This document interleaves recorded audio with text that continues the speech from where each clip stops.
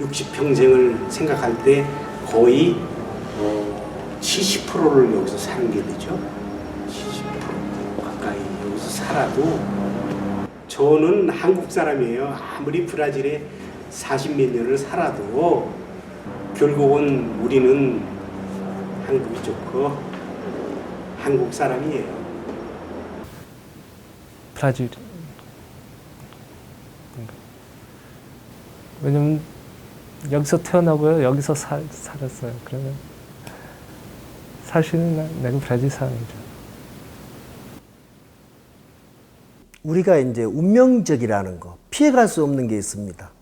근원적으로 내 뿌리는 어디일까? 나는 어떻게 태어났을까라는 그런 물음에 봉착하게 됩니다. 많은 친구들이 그런 생각을 해요. 아이덴티티의 정체성에 대해서 문제가 항상 이제 질문이 많이 생기죠. 많이 생기는데 제가 고등학교를 이제 그만뒀을 때 그리고 나서 대학교를 다시 들어갔을 때 그쪽 브라질 사회와 이제 친해지는 게 굉장히 어려웠었어요. 굉장히 어려웠었는데 그러면서 이제 굉장히 고민을 많이 했었어요. 그때 당시에 나는 진짜 과연 뭘까? 나는 사실 따지고 보면 한국에서는 진짜 6년밖에 안 살았고 나는 진짜 거의 아메리카고 남아메리카 사람이고 파라과이라는 나라에 살았고 브라질에서 살았지만 그럼 나는 뭘까라는 고민을 굉장히 많이 했었어요. 그래서 이제 그때 이제 내가 이제 한국이라는 거를 이제 그 자부심을 갖고 내가 한국에서 오래 살았든 적게 살았든 내가 한국 사람이라는 거에 그 자부심을 갖고 나가야겠다. 근데 그게 그 친구들 중에서도 그런 게 굉장히 많이 보고 있어요. 본인이 브라질만 한국말을 못하는 친구들 안에서도 자기가 브라질 사회와 완전히 동화되지 못한다는 걸 알아요. 그 한계를 알고 항상 다들 그 벽을 항상 보고 있어요. 그러면서 이제 그 친구들이 결국에는 한인 커뮤니티로 돌아와가지고 한인 커뮤니티에서 자기 한인이기 때문에 그걸 유지를 하는 그런 사례들이 종종 있고 뭐 그래요. 또 어떤 여기 교포 중에서도 여기서 태어났으면 나는 브라질 사람이다. 축구 볼 때도 나는 브라질을 응원할 거다 하는 학생들도 있어요. 그러니까 제가 항상 얘기하는 것 중에 하나가 너는 아무리 브라질에서 태어났어도 아무리 브라질 사람이라고 해도 브라질 사람은 너는 브라질 사람을 봐주지 않을 거다. 이미 얼굴 자체가 동양인 얼굴이기 때문에 너가 한국 이민자이기 때문에 부모님이 한국 이민자이기 때문에 넌 한국 사람인 거를 아니라고 할 수가 없다. 그래서 한국말도 꼭 배워라고 얘기하는데요. 이민 후세들이 성장하면서 자연적으로 만나게 되는 정체성에 대한 고민의 시기. 대부분의 이민 후세들은 성장기 혼돈의 시기를 거치면서 본인이 한국인임을 자각하게 된다. 글쎄요. 본인 스스로가 거부를 하는 게 아닐까요? 그러니까 나는 한국 사람이다라는 거를 그래도 꼭 생각을 하다 보니까 근데 그러니까 내가 브라질 사람이 아니다라고 생각을 하기 때문에 그 벽이 있다고 저는 생각이 들어요. 그러니까 재밌는 예로 친구 한 명 있는데 되게 친한 친구인데 2세예요. 여기서 태어났어요. 그 친구 아버지도 여기서 대학을 다 졸업했어요. 그럼 굉장히 오래 거의 이민 1세대 거의 그 수준이거든요.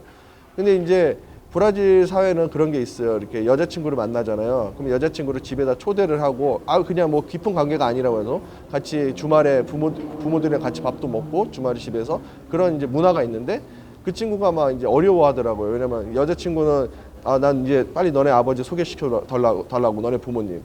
근데 이 남자애는 내가 너랑 깊은 관계를 생각을 하지 않는데 어떻게 내가 그러냐. 근데 그게 굉장히 자연스러운 거거든요. 브라질 사회에서는. 근데 그 친구는 그렇게 방어했던 게 뭐냐면 그 친구의 이제 부모님이 그러기 때문에 본인도 그게 맞다고 생각을 하다 보니까 이제 이건 안 되겠다. 내가 너를 우리 집에 초대해가지고 저녁 먹는 거는 좀 힘들겠다. 그래서 이제 헤어졌어요, 친구가. 근데 결국은 그 친구가 그런 결정을 한 거는 스스로가 그 벽을 자기가 벽을 만들었겠죠. 내가 한국 사람이다. 그리고 내가 한국 사람이고 내가 한국 사람이기 때문에 그거는 내가 우리 문화에서는 그게 아니다. 왜냐면 우리 문화에서는 주말에 이렇게 집에서 이렇게 밥을 먹고 하는 거는 굉장히 뭐랄까 내 공간에 이렇게 초대가 되는 건데 아직은 우리가 그런 관계를 갖고 있지 않고 그렇게 이제 깊은 생각을 하지 않기 때문에 이건 아닌 것 같다. 이런 식의 이제 그 사례가 발생한 게 있거든요. 근데 여기서 태어난 친구예요. 그러니까 이 친구는 여기서 다 초중고 교육도 받았고 대학 교육도 받았고 친구들도 오히려 더 브라질 사람들이 많은데 이 친구는 왜 이랬을까? 그런 걸 보면 이게 우리 스스로가 우리 교포들이 한인들이 다 스스로가 나는 한국 사람이라는 거를 그거를 절대 잃지 않고 가는 것 같아요. 근데 그렇지도 않은 사람들도 있어요. 반대로 정말 브라질 사회에 굉장히 동화돼서 살아가는 사람들도 그런 한인들도 종종 있어요. 결국 이민 후세들이 갖는 정체성에 대한 고민은 성장 시기 부모들과 함께한 문화의 영향으로 결정된다. 특히 부모, 형제로부터 받는 영향력이 대부분이었던 과거에 비해 신속한 정보 교류가 가능한 글로벌 시대 속에서 그들의 자각은 점점 더 빨라지고 있다. 그 인터넷 시대에 이제 접어들면서 어떻게 보면은 거리적인 한계라든지 이제 공간적인 한계 이런 거는 큰 의미가 없어져지는 것 같습니다. 최근에 그 SNS 소셜 미디어가 이제 발달되면서 한국에 있었던 실시간 뉴스가 이제 브라질이나 미국 LA에서도 접할 수 있게 됐고 브라질 월드컵 그 현황이 생방송으로 어떻게 보면 이제 한국 뭐 방송국뿐만 아니라 인터넷을 통해 가지고 또 전파되는 시대에 저희가 살고 있기 때문에 앞으로 같은 뜻을 가지고 있고 같은 이제 민족성을 가지고 있는 그 한인 사회, 특히 저희 이제 한국 개념으로 보면은 한인 사회 간의 어떤 그 결속력이라든지 그다음에 서로 이렇게 공동으로 협력할 수 있는 그런 분야들이 많이 늘어날 것으로 보입니다. 인류학을 전공하는 사람이 그러는데 문화가 이전되는 거는 집에서 어떤 음식을 먹는 거에 따라 가지고 너네 집안이 너네들이 한국 사람이냐 아니면 일본 사람이냐 그러니까 한국 사람이냐 브라질 사람이냐 이게 판단이 된다라는 그런 얘기를 하더라고요. 바로 그게 음식에 대한 접근입니다. 그 부모가 먹었고 또 1.5세대가 한국 음식을 먹고 2세가 먹고 쉽게 말하자면 뭐 김치랄지 또 설렁탕 또 볶음밥, 또 비빔밥 이런 음식에 대한 접근입니다. 한국 음식을 이렇게 마련한 날은 저희가 이제 목요일 날 한국 음식을 주는데 그 밥이 모자랄 정도로 이렇게 인기가 좋습니다. 그런 음식 속에서 어떤 그 한국인의 그 정체성을 갖는 것하고 이렇게 자라가면서 소위 옛날 거 부모가 하는 거는 다 싫고 고리타분하게 왜 그러냐 그런 소위 티네이저 이 사춘기를 지내기도 하고 또 이렇게 청년 뭐 이런 게 다 지내기도 하면서 결국은 돌아가면 민족이라기보다는 엄마 아버지 부모와 살면서 같이 가졌던 그 전통이라든가 관습을 결국에는 다시 돌아가지 않는가 그렇게 저는 생각을 합니다. 이렇듯 이민 후세들이 자라면서 자연스럽게 선택하는 음식과 놀이와 더불어 무엇보다도 중요한 근원적 연결고리를 만나게 된다. 그러면 그 뿌리를 찾아갔을 때 그 뿌리를 연결해 줄 수 있는 연결고리가 바로 언어가 아닌가. 잘 아시다시피 언어는 사고의 결정체이므로 어떤 언어를 사용하느냐. 사고체계가 다르고 그 세계 각국에 많은 언어들이 있다가 사라졌지만 우리 한국인으로서 의사소통 능력을 첫째, 정체성이라는 것은 그 언어를 통한 그 의사소통. 제일 중요한 게 의사소통. 그리고 우리 그 언어 속에 우리 문화와 또 전통이 숨어 들어있기 때문에 그 나라의 언어를 저는 배워야 한다라고 또 어떤 같은 언어를 씀으로써 어떤 그 동료의식 그런 의식을 담기 때문에 저는 언어가 매우 중요하다고 이렇게 생각을 합니다. 이렇게 같은 동양권의 중국 사람을 비교를 하는 거예요. 특히 또 유태인. 그분들은 이민 역사가 100년이 다 넘었어요. 솔직히 얘기해서. 유태인 같은 경우는 뭐 몇백 년도 될 수 있다라고 보지만 예를 들어서 그분들이 현재 자기네 나라 말을 잊어버렸느냐라고 했을 때 과연 잊어버렸을까요? 아니라고. 유태인은 지금도 유태말을 하고 중국 사람들은 아직도 중국말을 해요. 여기 이제 일본 사회가 이제 되게 배울 게 굉장히 많다고 생각해요. 일본 그 사회는 이제 한 105년 됐나? 이민 사회가 그 정도 된 것 같아요. 된 것 같은데 일본 사회를 보면 그 150만 명의 이민자가 있거든요. 거기 굉장히 다양해요. 그 정말 못 사는 친구들이 있는 반면 굉장히 엘리트적인 친구들이 많아요. 근데 가장 엘리트적인 애들이 그 3세, 4세지만 그런 일본인이 갖고 있는 그런 특유 문화를 계속 유지를 하고 가져가는 게 있어요. 그러니까 본인이 내가 여기서 태어났다고는 하지만 본인이 그 일본인의 피를 갖고 있다는 거를 굉장히 자부심을 가져요. 언어는 많이 하면 할수록 저는 좋다고 생각하고요. 기본적으로 한국말을 배웠으면 좋겠고, 왜냐하면 뭐 저도 한국인이고 저희 부모님도 한국인이고 제 아들도 여기서 태어났지만 한국 사람이라고요. 예, 그러면 기본적으로 한국말은 잘해야죠. 완벽하게 네가 뭐 한국말을 잘하고 뭐 그런 거는 사실 바라지는 않아요. 제 자식들이.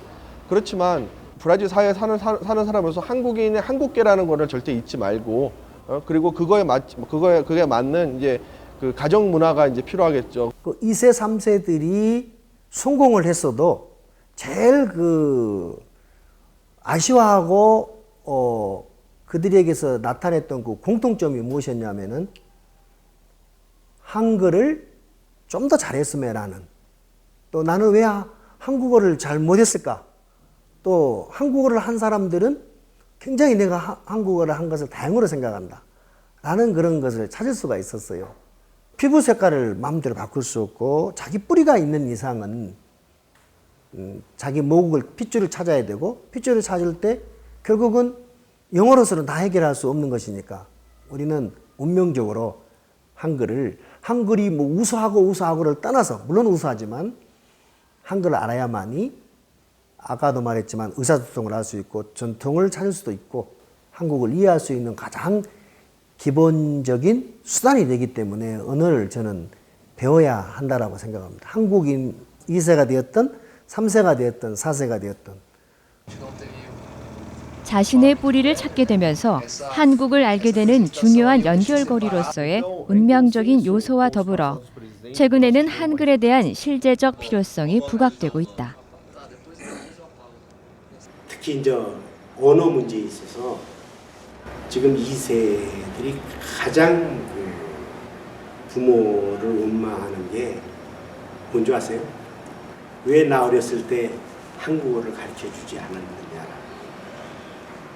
그 이유가 한국말을 알면은 여기 기업에 취업을 하잖아요. 쉽게 취업을 하죠. 여기 기업에서 인재를 모으는데 사람이 없는 거예요. 제가 이제 고등학교를 이제 중퇴를 했거든요, 사실은. 중퇴를 하고 이제 그때 사회생활 그때부터 이제 시작을 했는데 그 한국이 갖고 있는 장점이 굉장히 강하더라고요. 그러니까 한국말을 할 줄 알고 한국적인 동양적인 사고방식을 갖고 있는 게 굉장히 긍정적으로 이제 비춰지더라고요. 과거에는 우리 한국이라는 그 존재가 미미했지만 이제 세계 10대 강국에 들 정도로 그 국력이 강화되고 또 위상이 높아짐에 따라서 한국을 찾게 되고 또 한글의 중요성을 느끼게 되는 것 같습니다.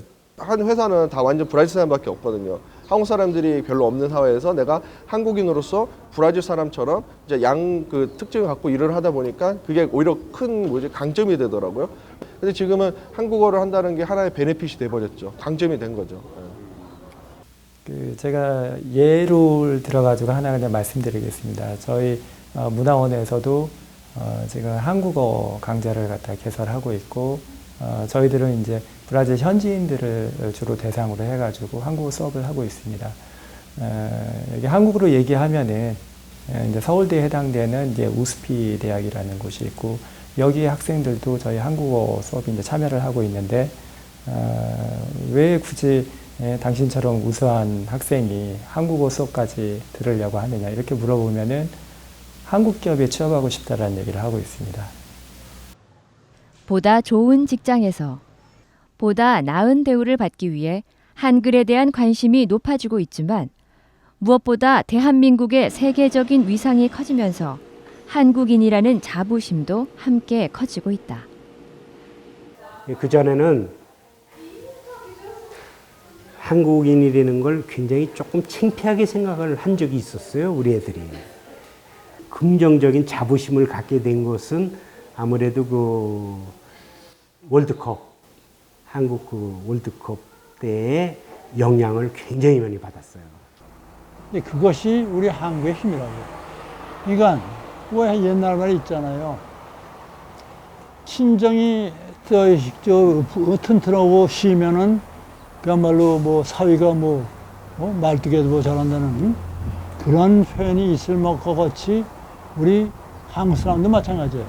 우리 한국이 잘 되고 정치적으로나 경제면으로나 무슨 종교면이나 모든 면에서 우리가 발달을 해가지고 남에 뒤치지 않으면은 우리는 상당히 기쁜 거야. 이 아주 그냥 어깨가 올라가는 거야. 근데 그것을 우리는 아주 느꼈어.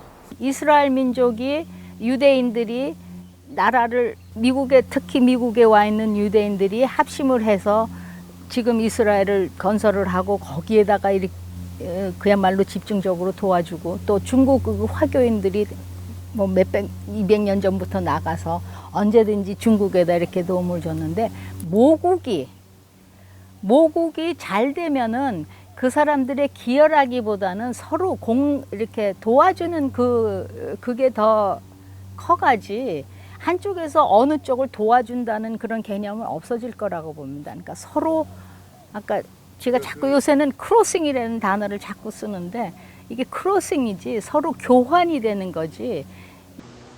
이렇게 최근 전 세계 한인 이민 후세들은 자발적으로 한국어를 접하고 한글을 통해 한국 문화를 받아들이면서 그들의 정체성을 다져가고 있다.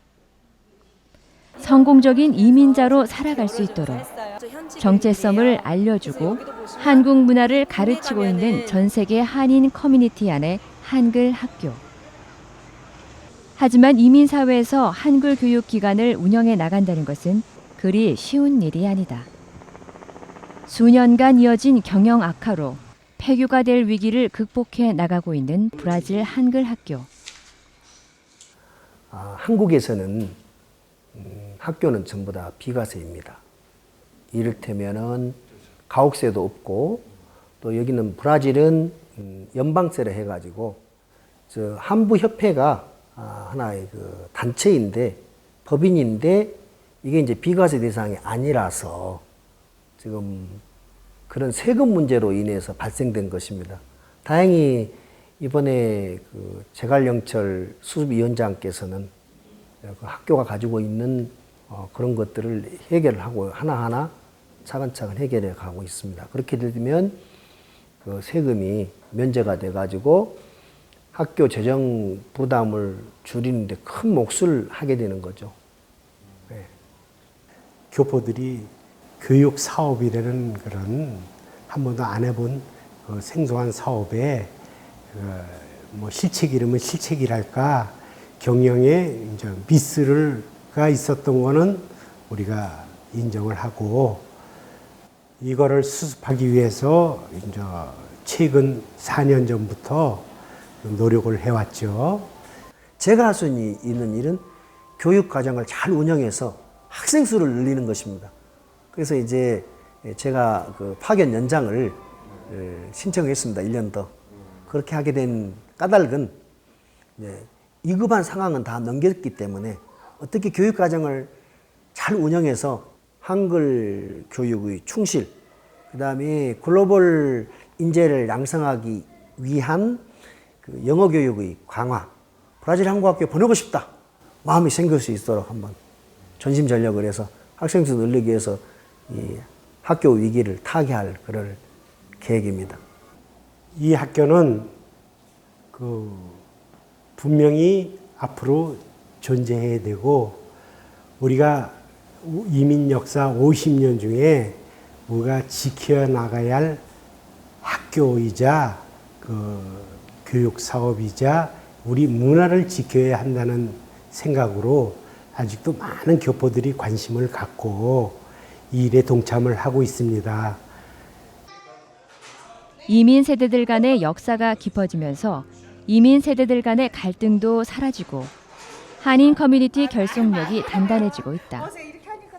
이러한 배경에는 한민족이라는 정체성을 깨닫고 이민 세대들 간의 한글을 통한 서로 간의 이해가 높아졌기 때문이다. 우리 그 이민 역사는 50년밖에 안 됐다라고 하지만 그 50년은 결코 짧은 세월은 아니었어요. 그 50년에 비해서 우리가 조금 그 후세라든가 이렇게 한국 사람이 그 결집된 그런 모습을 브라질 사회에 아직 그 나타내지 못했던 건 사실이에요. 앞으로 이제 우리의 이제 숙제로 알고 앞으로 계속 그 한인사회 발전에도 저희가 노력을 해야 되겠죠. 지금 브라질 저기 한인 청년 사회는 지금 전환기에 있어요. 그러니까 지금 이제 2세대들이 이제 나와야 될 시기예요. 그러니까 한인회를 보면 뭐 지금 브라질 한인회를 보든 아니면 브라질 한인 그 핵심적인 리더들을 보면 아직도 1세대들이 많이 있어요. 그러니까 이제 2세대들이 거의 30살, 40살 있는 2세대들도 선배들도 굉장히 많거든요. 이런 분들이 이제 나와줘야 돼요. 그래서 이제 그런 사람들이 나오기 위해서 이제 계속 그런 모멘텀을 계속 만들어야 되는 게 아마 이제 제가 이제 갖고 있는 하나의 사명인지 모르겠는데 갖고 있는 해야 될 일이라고 생각을 하고 있고. 그리고 너무 저희 한인들이 이런 전문직으로 간 사람들이 없으면은 결국에 이민사회가 좁아진다는 뜻이고 이민사회는 더 이상 발전을 안 한다는 뜻이기 때문에 그러면 우리가 하자. 아무도 안 하려고 했고 나만 잘 먹고 잘 사는 게 아니고 뭔가 우리 후배 양성 그리고 우리가 뭔가 우리만의 커뮤니티를 만들어서 이 커뮤니티가 이어져 갈 수 있게 결국에는 우리가 지금 이 타이밍을 잘못 잡게 되면 말씀드린 대로 단체가 이제 늙어지고 참여를 하는 청년들이 없어지면 결국은 이제 그냥 80 먹은 동호회가 될 수도 있다는 거죠. 40년 뒤에는. 근데 그런 거를 예방하기 위해서는 우리 같은 청년들이 좀 더 참여를 할 수 있게 저도 이제 언제까지 이런 걸 할 수 있겠어요. 자기 자식들이 어떻게 하면 다른 데서 다른 청년들 찾지 말고 자기 자식들이 어떻게 하면 참여를 더 할 수 있을까 이런 걸 좀 심각하게 고민을 했으면 좋을 것 같아요. 향후 한 10년에서 15년 동안 많은 변화가 있을 거라고 생각을 합니다. 뭐 저뿐만이 아니고 사실 제 위에 분들, 그러니까 제 전대 분들 뭐 15년, 20년 갭이 있으시지만 저랑 똑같이 1.5세대고 어렸을 때 오셨던 분들이랑 그 프로필 자체가 비슷하신 분들이 또 나름대로 이끌어 주시고 계세요. 물론 어느 나라의 아이디를 갖고 있는 것도 중요하겠지만 어떤 그 정신을 갖고 있는지에 따라서 생각을 갖고 있는가에 따라서 후에는 한 사람이 한 군데 정착한 것뿐만이 아니라 여러 군데 이렇게 자연스럽게 다닐 수 있지 않을까. 아예 그 이민이라는 그 개념이 없어지지 않을까. 저는 감히 그런 생각까지 한번 해봅니다.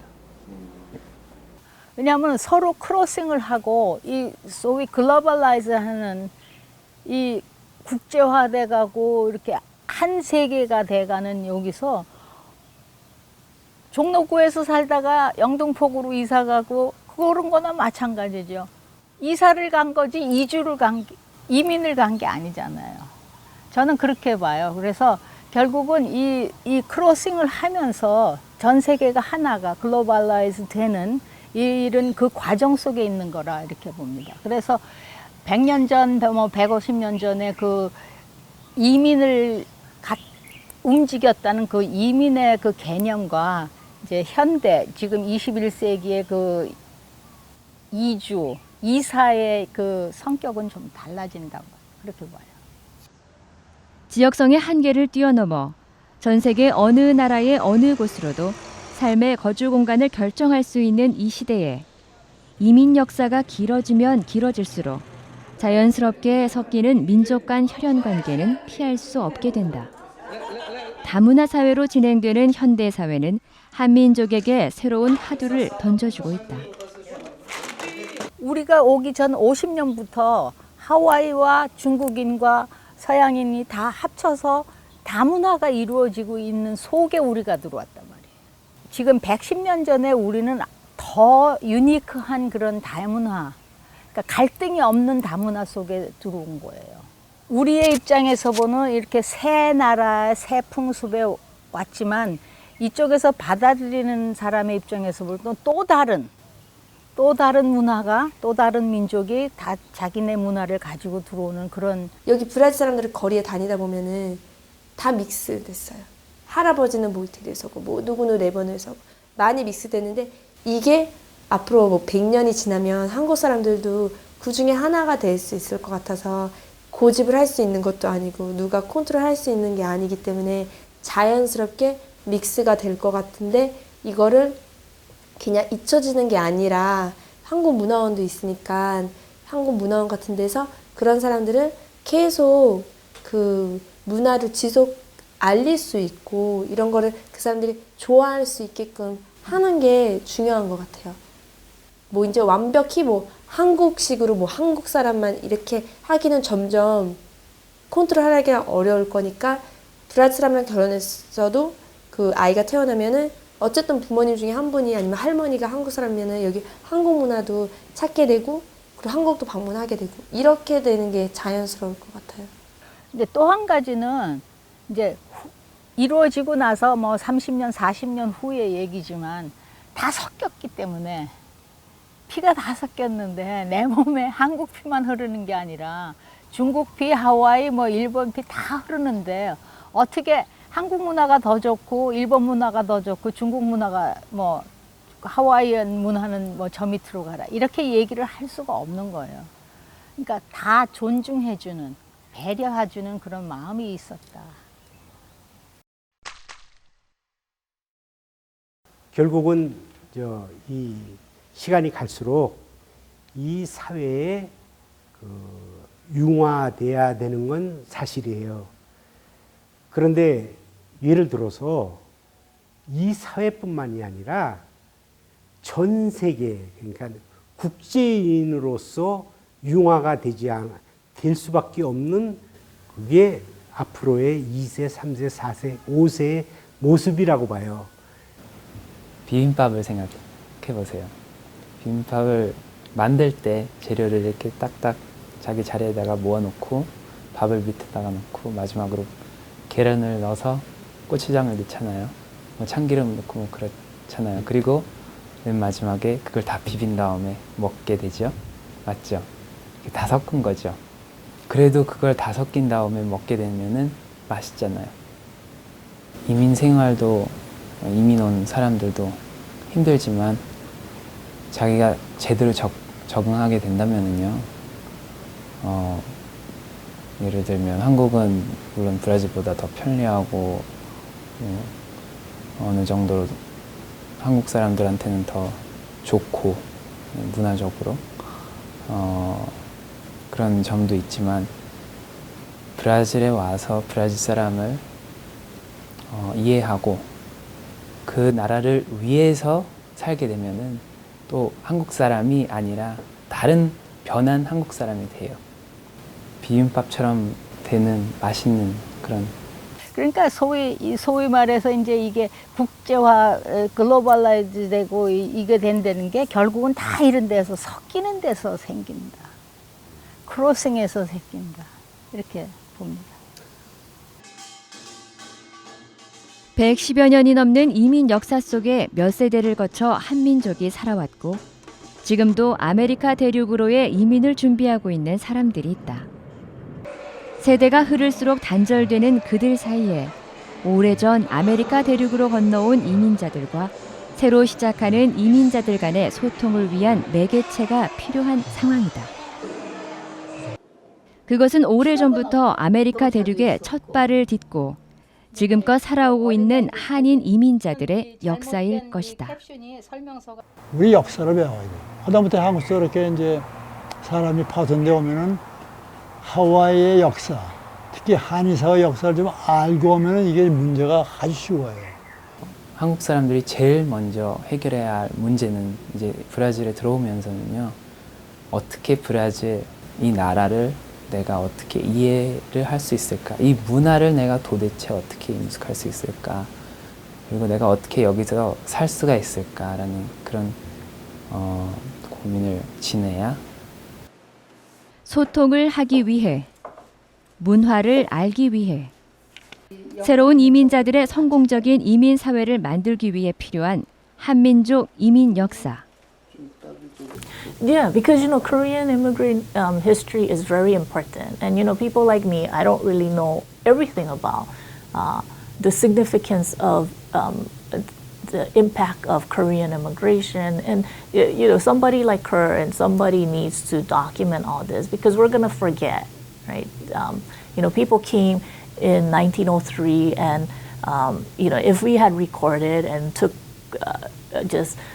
made sure that we had photographs of all these people and just tell their stories of their success and their struggles. And I think the newer generation can learn from that and have a connection. So I think it's very important for all of us to learn where we came from, what we have gone through, and what we can leave for the future generation. 역사적인 가치가 있다라고 볼 수 있고요. 그다음에 이런 것들을 이제 기록화하는 그런 작업들이 필요하다라고 많은 분들이 공감했을 걸로 생각이 듭니다.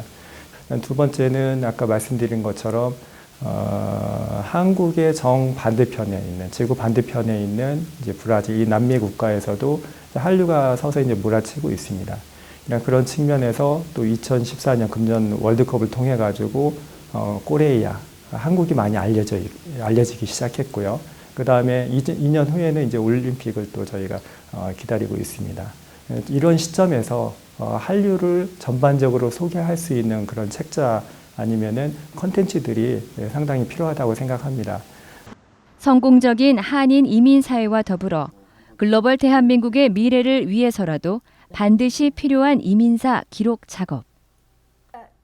이미 너무나 오랜 시간이 지나갔고 이제는 더 이상 미룰 수 없는, 지금이라도 시작해야만 하는 한민족 이민 역사를 기록하고 있는 그들의 사명. 다른 사람이 하면 되지, 다른 사람이 할 수가 없는 것이, 그 할머니가 111년, 그 1915년에 왔는데 100년 전에 왔을 때 경상도 진주에서 왔어요. 경상도 사투리로 글을 썼어요. 영어 단어를 한글화, 의문화했어요. 장소 이름을, 하와이 장소 이름을 자기가 들은 대로 한글로 적었어요. 전혀 알아먹을 수가 없어요. 저는 도시 계획을 하고 여러 카운티의 일을 맡아서 했기 때문에 어느 장소로는 금방 그 장소 이름을 저는 알아요. 이게 어딘가. 그러면 그 스펠링을 금방 찾아내고, 그 스펠링을 찾아서 그 장소를 찾으면은 거기에 사탕수수 농장이 있었다. 1905년에는 그 농장에 한인들이 30명이 있었다 하는 거를 전 금방 다 이거를 확인을 할 수가 있는 사람이기 때문에, 이 사람이 이렇게 써놓은 거를 적어도 first draft는 내가 이거를 다 해놔야 돼. 제가 해야 될 일이라는 게 느껴졌어요. 저 같은 경우는 전 중간이잖아요. 전 딱 1세대 이민자도 아니고 2세도 아니에요. 여기서 태어나지도 않았고 어렸을 때 왔는데 중간 연결 고리를 할 수 있을 것 같아요. 저는 제 동생들, 여기에서 태어난 동생들도 이해할 수 있는 부분, 제가 그 사람들이랑 소통할 수가 있고, 그리고 어른들이랑도 제가 소통할 수가 있어요. 1세대 이민자들이 다 돌아가시면 누가 다시 정리하기에는 또 힘들잖아요. 아니면 2세들이 그걸 정리하려면 이해가 잘 안 될 수 있고, 그래서 지금 중요한 시점에 제가 또 그 혜택을 받은 것 같아요. 저 운이 좋고, 모르겠어요. 제 마음에 이게 다 만들어진 이 느낌이 뭐랑 설명이 안 돼요. 진짜 저도 잘 모르겠어요. 또 한 가지 우리가 지금 생각을 해야 되는 것이, 나는 지금 100년 전, 110년 전 얘기만 지금 자꾸 이렇게 히스토리를 하고 있는데, 왜냐하면 해놓은 사람이 없으니까 내가 지금 하고 있는데, 사실은 우리가 70년대에 온 사람들 것도 지금부터 정리를 해야 되는 거예요. 왜냐하면 우리 그냥 생각에 뭐 내가 와서 사는데 뭐 고생하고 뭐 살았는데 내 얘기가 뭐 그렇게 중요하다고 내가 앉아서 쓰겠냐 생각을 하는데 이 할머니 경우를 보라고.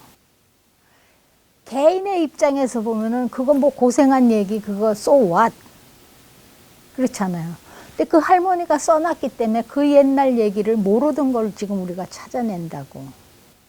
그게 써라 해서 또 써지는 것도 아니니까 제가 또 자꾸 강조를 하고 싶은 거는 이 뉴스 미디어 뭐 한국일보, 중앙일보, 뭐 TVK 뭐 이런 데서도 1년에 한 번씩 무슨 뭐 수필 현상 뭐 모집 이런 거를 해가지고 문학적인 작품을 고르려는 게 아니라 그 사람들이 쓰게 하도록 이렇게 인커리지 하는 그 계기를 좀 만들어주면 후에 50년 후고 100년 후고 우리 새 이민사를 할 때 좀 더 좋은 자료들이 모아지지 않을까. 그 속에서 사는 사람들의 생활도 생활사가 역사라는 거예요.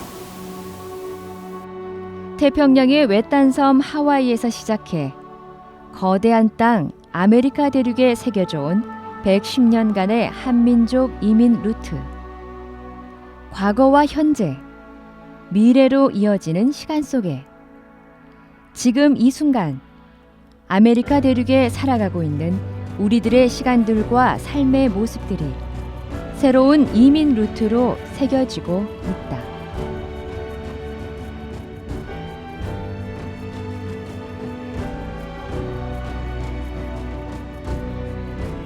오는 도 태생입니까?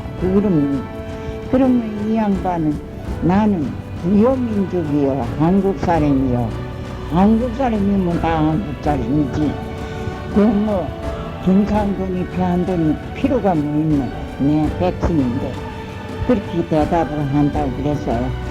아 내가 그런 소리 들을 때마다 과연 참 좀 행복하고 그런 사람